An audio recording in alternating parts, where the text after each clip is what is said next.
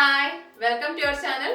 ഇന്ന് നമുക്ക് butternut squash കൊണ്ട് അടിപൊളി ഒരു ശർക്കര പായസം ഉണ്ടാക്കാം. ബട്ടർനട്ട് സ്ക്വാഷ് കിട്ടിയില്ലെങ്കിൽ മത്തങ്ങ ആണെങ്കിലും യൂസ് ചെയ്യാം കേട്ടോ. ഇതിൽ ഞാൻ ടിൻ കോക്കനട്ട് മിൽക്ക് ആണ് യൂസ് ചെയ്തിരിക്കുന്നത്. ഇത് വളരെ എളുപ്പത്തിൽ ഉണ്ടാക്കിയെടുക്കാം. അപ്പൊ പായസം ഉണ്ടാക്കുന്ന വീഡിയോ കാണാം.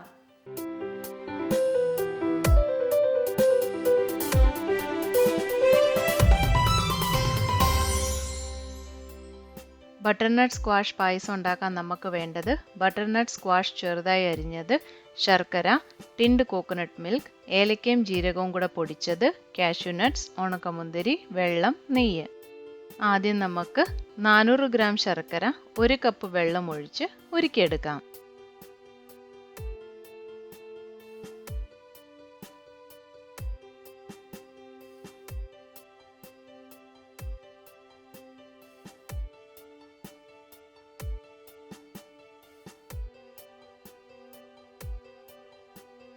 ശർക്കര ഇപ്പോൾ നന്നായി ഉരുകി വന്നിട്ടുണ്ട്.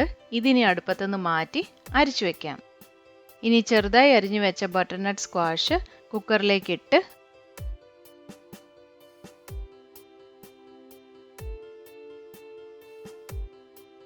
അതിലേക്ക് 2 കപ്പ് വെള്ളം ഒഴിച്ച് മിക്സ് ചെയ്യാം.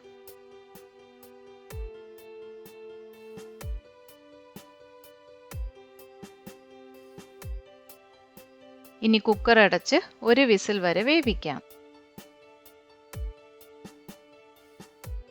ഇപ്പോൾ ഫസ്റ്റ് വിസിൽ അടിച്ചു. ഇതിനി അടുപ്പത്തുനിന്ന് മാറ്റി വയ്ക്കാം.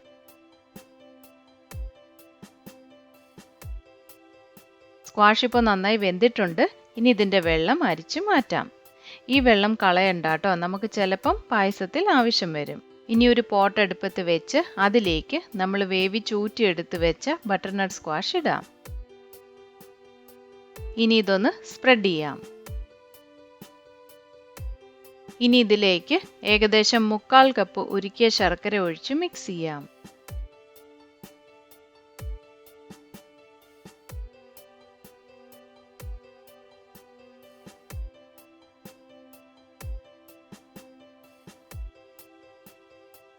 ഇനി ഫ്ലെയിം ഹൈ ആക്കി വെച്ച് ഇത് നന്നായി വരട്ടിയെടുക്കണം.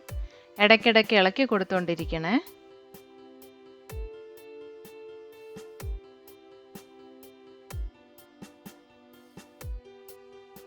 ഇതിപ്പോൾ ഏകദേശം ഡ്രൈ ആയി വന്നിട്ടുണ്ട്. ഈ സമയത്ത് 1/3 കപ്പ് ഉരുക്കിയ ശർക്കരയും കൂടി ഒഴിച്ച് മിക്സ് ചെയ്യാം. നിങ്ങൾക്ക് മധുരം അധികം വേണ്ടെങ്കിൽ കുറച്ച് ഉരുക്കിയ ശർക്കര ഒഴിച്ചാൽ മതി കേട്ടോ.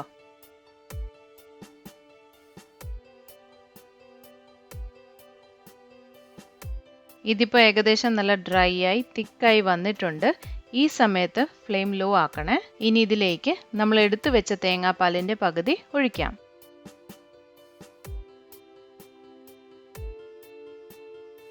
ഇനി നമ്മൾ നേരത്തെ ബട്ടർനട്ട് സ്ക്വാഷ് വേവിച്ച വെള്ളമില്ലേ, അതിൽ നിന്ന് ഏകദേശം 1/4 കപ്പ് വെള്ളം ഒഴിച്ച് മിക്സ് ചെയ്യാം.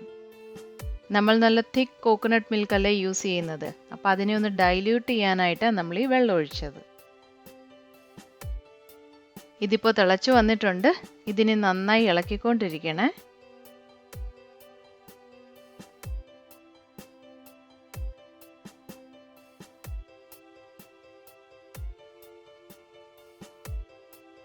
ഇനി ഇതിലേക്ക് ബാക്കി തേങ്ങാപ്പാലും കൂടി ഒഴിച്ച് മിക്സ് ചെയ്യാം.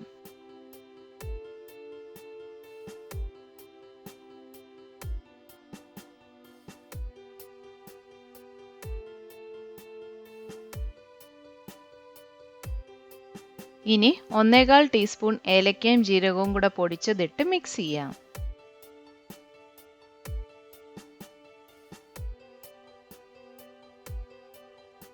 പായസം ഇപ്പോൾ തിളയ്ക്കാൻ തുടങ്ങിയിട്ടുണ്ട്. ഈ സമയത്ത് ഇത് അടച്ച് അടുപ്പത്തുനിന്ന് മാറ്റി വയ്ക്കാം. ഈ സമയത്ത് നമുക്ക് കാഷ്യൂ നട്ട്സും ഉണക്കമുന്തിരിയും വറുത്തെടുക്കാം. അതിനായി ഒരു പാൻ അടുപ്പത്ത് വെച്ച് അതിലേക്ക് 1 ടേബിൾ സ്പൂൺ നെയ്യ് ഒഴിക്കാം. നെയ്യ് ചൂടാവുമ്പോൾ കാഷ്യൂ നട്ട്സ് ഇട്ട് വറുത്തെടുക്കാം.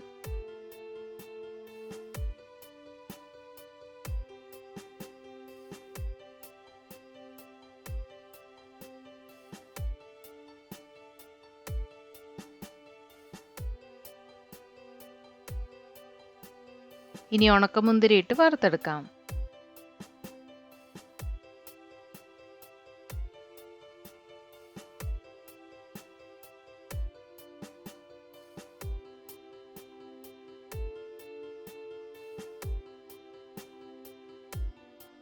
ഇനി പായസത്തിലേക്ക് നമ്മൾ വറുത്ത് വെച്ച കാഷ്യൂ നട്ട്സും ഉണക്കമുന്തിരി ഇട്ട് മിക്സ് ചെയ്യാം.